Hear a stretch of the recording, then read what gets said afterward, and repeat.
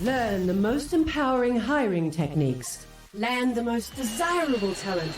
Launch your company towards massive success. This is the Higher Power Radio Show with your host, Rick Girard. All right, Tom's Shoes started with the mission of donating one pair of shoes for every one bought. Now, this is a powerful mission that attracts a lot of people. However, resonating with the mission is not enough. To be successful in any organization, one must also naturally operate in a manner that is in alignment with the company's core values. Now, what makes this critical to successful hiring is that it gives people the opportunity to thrive from day one by eliminating most of the friction that is encountered when the person steps into a new role. Today, we're going to discuss how one company has been able to stay on mission and elevate their culture, all while experiencing 3x growth. I'm Rick Girard, and welcome to the Higher Power Radio Show. We help entrepreneurs and executives win the strongest people. We do so by sharing insights from top-performing rebel entrepreneurs, game changers, and industry leaders like our guest today, Miss Darcie Durham. Darcie is the COO and CFO of HTX Labs. Now, HTX Labs is a fully remote, immersive learning software company that provides immersive XR classrooms on their Impact platform for the Department of Defense and others. In the last 2 years, HTX Labs has experienced rapid growth, tripled in headcount, and is experiencing record-breaking performance month over month, which is what makes Darcie the perfect expert for today's topic. Darcie, welcome to the Higher Power Radio Show. Thanks, Rick. Happy to be here. Yeah, happy to have you. So we're going to have a little bit of fun today, and I'm excited to have you share your story. I want to start out with a setup. Being a little vulnerable here, I recently made a wrong hire. And as I went back through and I diagnosed this whole thing, and I am the hiring expert, right? So shame on me for doing this. But 3 things led to this. One, I actually skipped over a key part of my interview process. Second, I let my need for help and my pain cloud my reason. As a result, what I ended up doing was I set that person up to fail. I'm fully responsible for that. The important part was it didn't last very long. It was a good exit, and I actually helped that person get to a better place where they were going to thrive. I don't know if you've experienced anything like this, but I figured I'd open up with that. I know we've all had bad hires or made mistakes. How about you? Yeah, I think it's interesting because we tend to go with our guts sometimes when knowing if someone is going to be a fit, and a lot of times there's a reason for that, and then sometimes we don't listen to our gut, and we ask the questions and we make excuses for why those answers were acceptable, even though they weren't in line with kind of where you're going and what you expected to hear. And so what ends up happening is you make excuses. Yep. And you say, but they look so good on paper. And, we've got to fill, just like you said, we've got to fill this pain point. We need the help. And this person could just slot in. They've got the experience, they've got it. But in the end, there's friction. And when they come on board, there's friction and you don't want to work with them. And that makes it really hard. Like you said, you rationalize it out. Well, this is the best person that I have on the table. There's nobody else in the pipeline. This was kind of an interesting thing because I had actually talked to the person on the phone. I let them know at that point that they were not a fit because what they wanted was different than who we are. And then that person came back to me and said, hey, look, I read your book and I really did some research on the company and I want to be part of it. But I didn't complete the diligence on my end to make sure that was really the case. Sharing the egg on my face story, we all do it. Yeah. And I think the important point that we're getting here is like to protecting the culture. And I think that you guys do this really, really well. I'd like you to share kind of how you guys do that or how you go about doing that. So give me a little background on the company and how you guys are kind of operating day to day. Yeah, so we're a fully remote company. We were in person before COVID, went remote during COVID, and just never came back. And what we have found is by the nature of what we do, it's a really great way to attract talent who may not live in the metro area that the company has chosen to be located. And so we have access to incredible talent. So piece has been really great. But the company was founded about 7 years ago, and 2 of the co-founders are still heavily involved in the leadership of the company. And they set the precedent. And I think that they have set this culture to be an intentionally um, open, listening. We don't know all the answers because, frankly, we're doing something that hasn't been done yet. So we Yeah. can't know all of the answers. Um, where the culture was really very much, it's okay to fail, it's okay to make a mistake, but you have to own it and move on. And that can be really hard to do and really uncomfortable, especially for some of us who came from big, big business and big companies where you can't admit mistakes.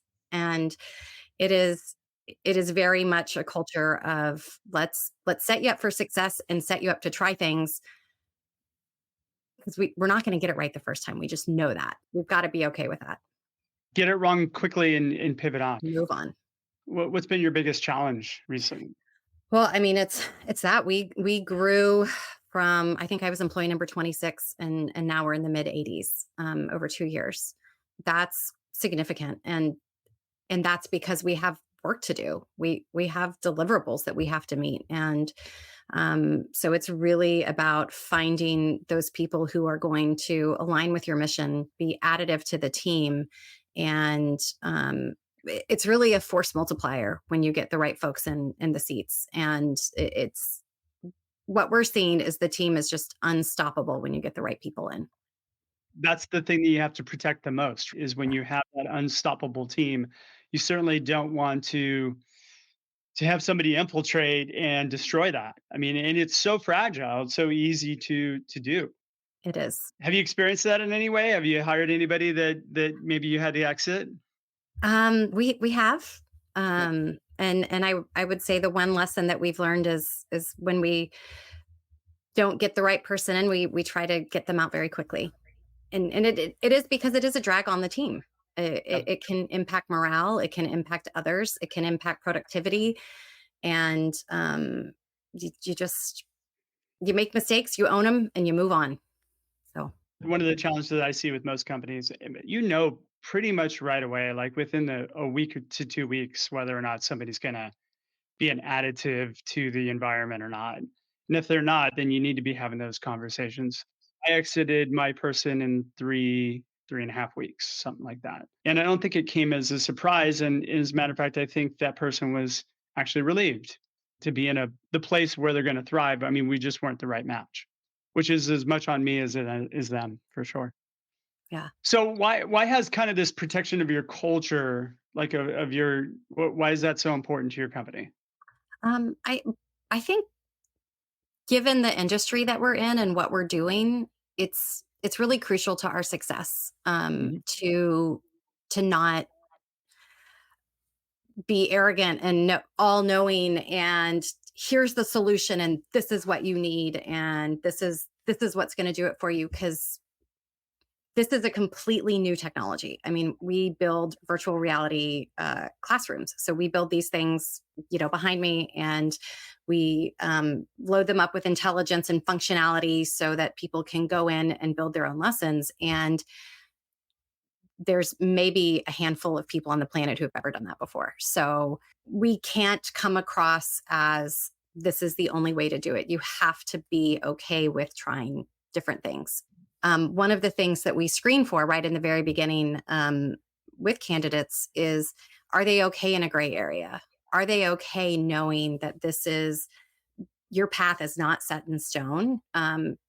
But we have a good idea of what we're doing and where we're going, but you've got to be open to trying different things, exploring new features, especially with what's happening in the software development space. We can't know everything right now. So you've got to be okay with that. And that's not the right fit for everyone. So So very true. So we've very true. Are you listening to the Higher Power Radio Show? I'm your host, Rick Girard. And for our podcast listeners, we're going to take a quick educational moment from our sponsors. Hey, this is Brent Skinner, host of Small Talk Window here at the Work Defined Podcasting Network. Have you ever wanted a short podcast to listen to during a coffee break of your workday? You've come to the right place. My guests dispense with the small talk as quickly as possible and settle into a meaningful conversation around the world of work. All right, I'm digging in deeper with our guest, Darcie Durham. She's the COO and CFO of HTX Labs. So we're talking about protecting the culture, making sure that you get in the right people in the right seats. We just talked a little bit about how you guys have approached it. Now let's kind of dig into how you have been successful in solving the problem. Start from the beginning. What are you guys doing that is setting you aside from your competitors? Um, well, I think I can talk about, so our competitors tend to be software development studios, game development studios, that sort of thing. I think one thing that we do, and I full transparency, I don't know how they do it. I can only speak to how we do it, but Yeah, we from the very beginning we look for a culture fit. So I can during tell the you how they do it. They don't look for a culture fit, they look for skills. okay, well, we Most need that likely. too. Yeah, we need that too. There's a baseline level of skill, but we are looking for, are you okay in an emerging, growing space? Are you okay that sometimes we're not going to have the policy needed to answer your question, but we'll figure it out, kind of thing. And we've done a lot of that in the last couple of years, but very much you have to be okay with that, what we call the gray, um, where you're going to have to adapt, you're going to have to flex. So that's important. We talk about what we do, what our mission is. Yeah. Um, and the first question I always ask someone is, why do you want to come work at HTX Labs? Because one, I want to make sure they know what we do, and two, I'm looking to see if there's a piece of the mission that resonates with them, so that they can see themselves in what we do. If that's not apparent, then it it's probably not a good fit. So what is the mission? So the mission is to bring people home safer. It is to provide a a training environment that unleashes, the ability for people to be more proficient, more confident, more competent in high risk situations, in high consequence situations, and it's pretty rewarding and cool at the end of the day, frankly. So, I mean, if I'm an airplane mechanic and I need to know how to work on an engine, I can do it virtually first, practice it, then go work on it, and at least have a higher probability that I'm not going to screw up. Or get injured. I mean, mistakes are Yeah, free in VR, and you can make as many as you want, and we hope that you do, so that when you touch real hardware, it all works as it should. that's very true. That's very Yeah. true. Let's delve into kind of how you're evaluating people with how they resonate with a mission. You're starting with why do they want to come to work for you? Number one, is there something there that's important to them as well? And whether or not they're able to convey that to you in an accurate way as well, right? Right. So you're allowing them to kind of share with you what they know about you essentially. Yes, and any attachment they might have to the mission. Yeah. And whether it's the learning, the proficiency piece, or the what we're building, what we're empowering people to do with our software platform, just if there's any piece of that core mission that they really can find themselves in, that's number one. So they're attached to the mission. What's next?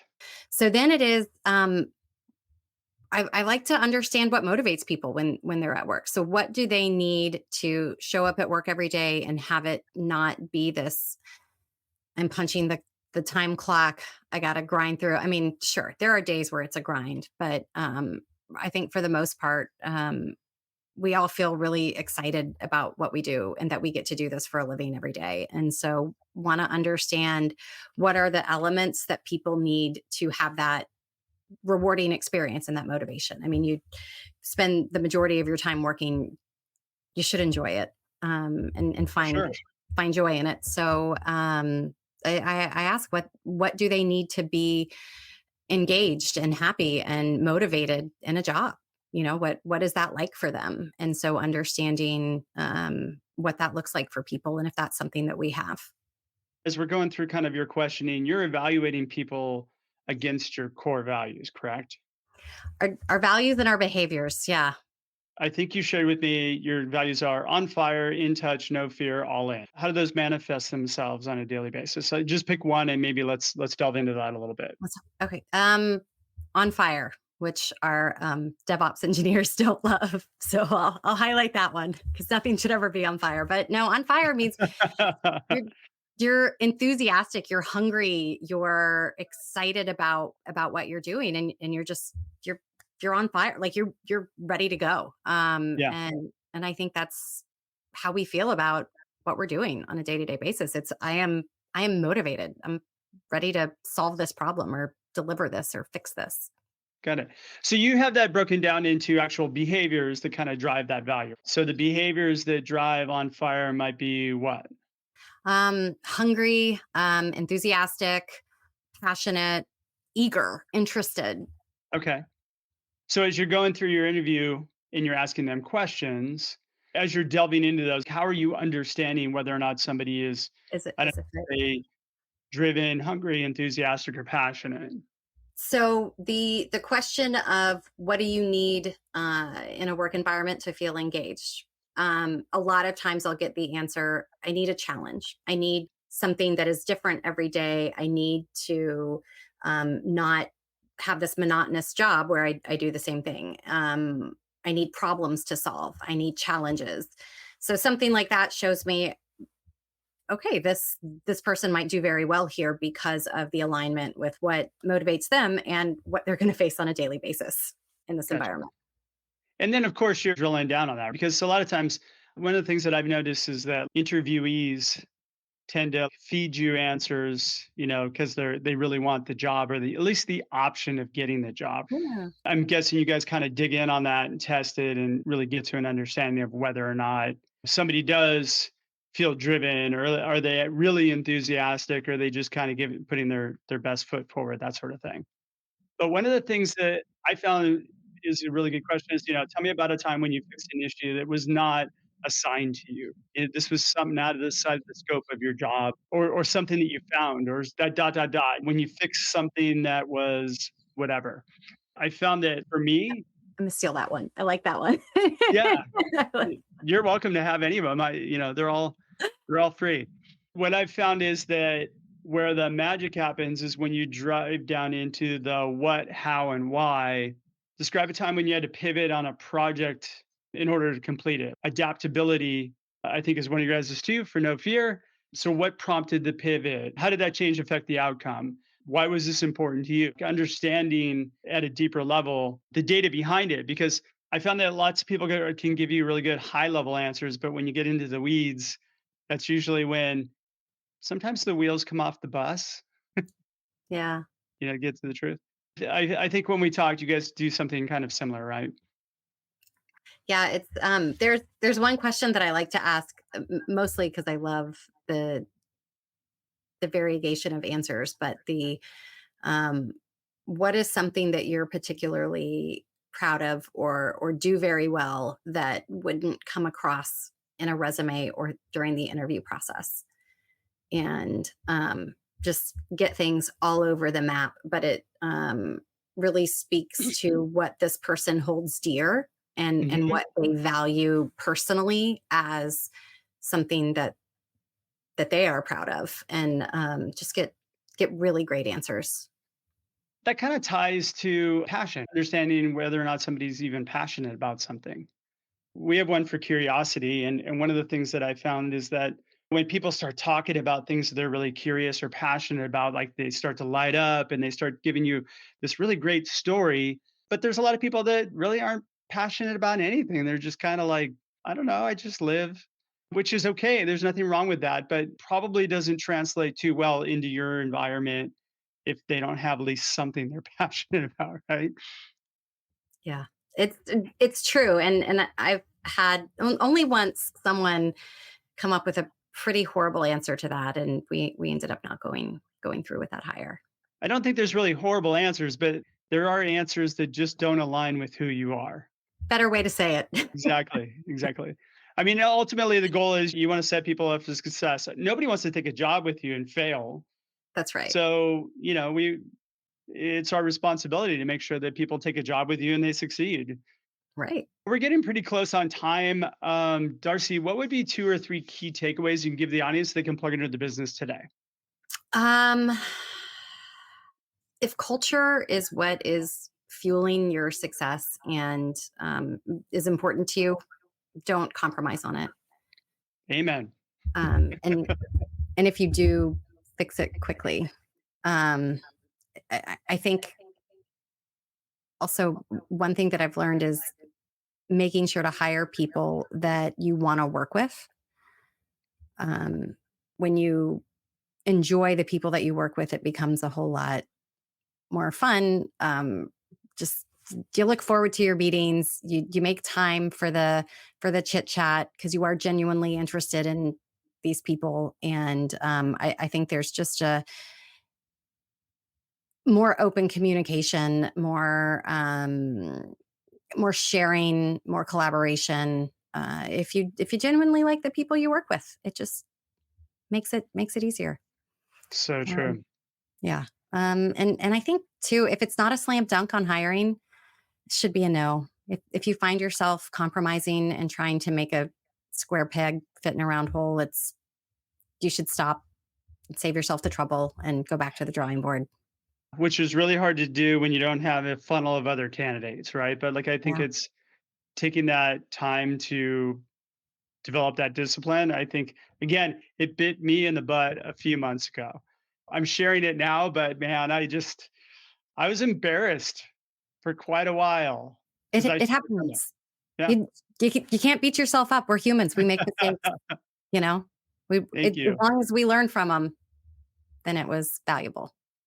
See, the cost of the therapy session with you alone right now is perfect. All right, shoot. Well, Darcie, thanks so much for your time and investment today. And I want to welcome you to the Higher Power Radio community. What would be the best way in which members of the audience can find you, find your company, all that good stuff? Yeah. So I am on LinkedIn, as is the company, HTX Labs. We're on LinkedIn, our website, htxlabs.com. And yeah, feel free to check out some of the cool stuff we do.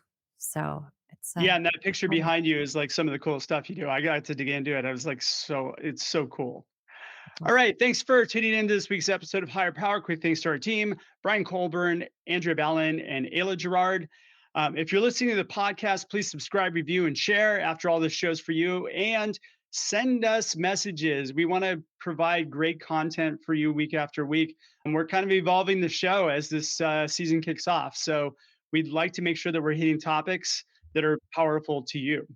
You can join the Higher Power Radio community at Higher, H-I-R-E, Power, P-O-W-E-R, Radio, R-A-D-I-O.com, or you can drop me an email at rick@innertrue.ai. I'm your host, Rick Gerard, and you have been listening to the Higher Power Radio Show. Aloha. Thank you for listening to Higher Power Radio. Catch our LinkedIn Live show every Tuesday at noon, or download the podcast on iHeartRadio, iTunes, YouTube, or your favorite podcast platform. We appreciate you joining us on Higher Power Radio with your guide to hiring success, Rick Gerard.